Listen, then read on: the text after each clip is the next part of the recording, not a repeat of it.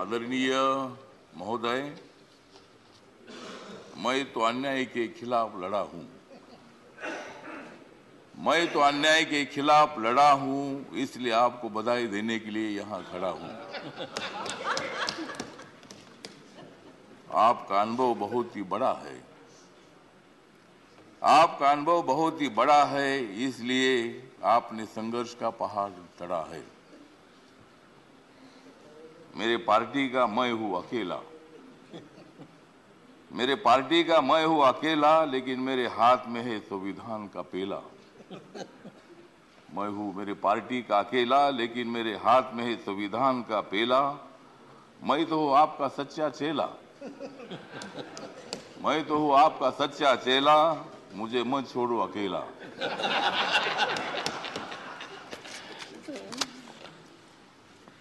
जिन्होंने उपराष्ट्रपति का सर किया है गढ़, जिन्होंने उपराष्ट्रपति का सर किया है गढ़, उनका नाम है धनखड़। हमें मिलकर उखाड़ देनी है विषमता की जड़। हमें मिलकर उखाड़ देनी है विषमता की जड़। इसमें जरूर सफल होंगे आदरणीय धनखड़। हाउस में जो सदस्य करेंगे फ्रैक्शन, हाउस में जो सदस्य करेंगे फ्रैक्शन, उनके ऊपर होनी चाहिए कड़ी एक्शन। हमें तो मजबूत करना है भारत नेशन। हमें तो मजबूत करना है भारत नेशन। हंगामा करने की हमें नहीं चाहिए फैशन। तो हमें पूरा विश्वास है कि आप बहुत बड़ा संघर्ष करते करते यहाँ पहुंचे हैं। गांव से आकर किसान के बेटे के माध्यम से आप इतने बड़े उच्च पद पर आए हैं। इसमें आपका अनुभव, आपका बहुत बड़ा संघर्ष है। बहुत बड़ा काम आपने किया है। आपने पश्चिम बंगाल में गवर्नर का जो काम किया है, बहुत बड़ा वहाँ चैलेंज था।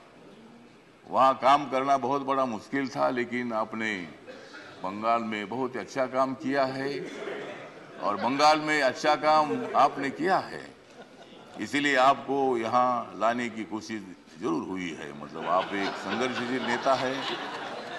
मतलब वहाँ अगर आपका काम ठीक नहीं होता था तो शायद ये पद आपको मिलना बहुत बड़ा मुश्किल था, लेकिन आपने बहुत अच्छा काम किया है।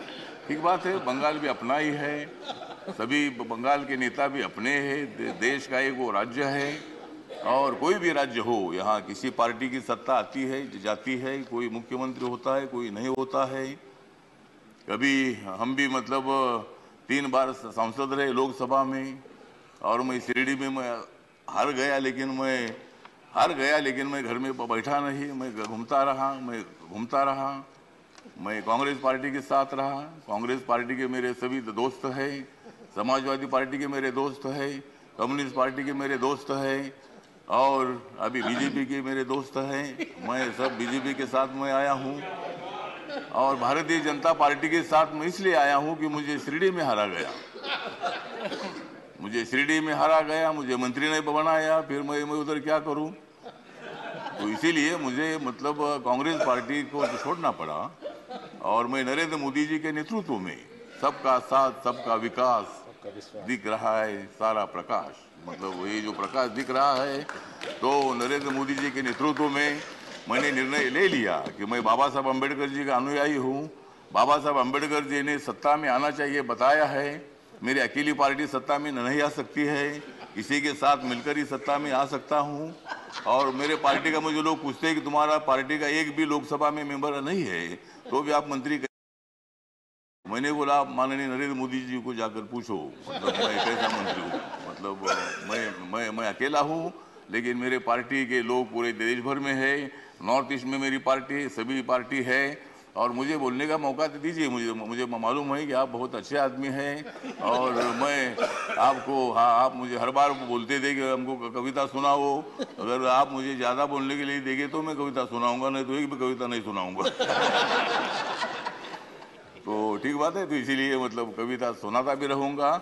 और आप एक अनुभव है, तो इसीलिए अपोजिशन को भी आप मौका दीजिए, हंगामा करने के लिए मौका दीजिए, लेकिन एक आधा दिन हंगामा करने के लिए मौका दीजिए, दूसरे दिन एक्शन होना चाहिए और हाउस का काम भी मतलब चलना चाहिए। इसीलिए आप एक सर्वोच्च हाउस के आप चेयरमैन बन गए हैं। इसीलिए मैं, मेरी जो आरपीआई है, रिपब्लिकन पार्टी है, गरीबों की पार्टी है, दलितों की पार्टी है, इस पार्टी की तरफ से मैं आपके साथ हूँ। मैं हमेशा आपको साथ देता रहूंगा और आप मुझे बोलने का मौका देते रहो।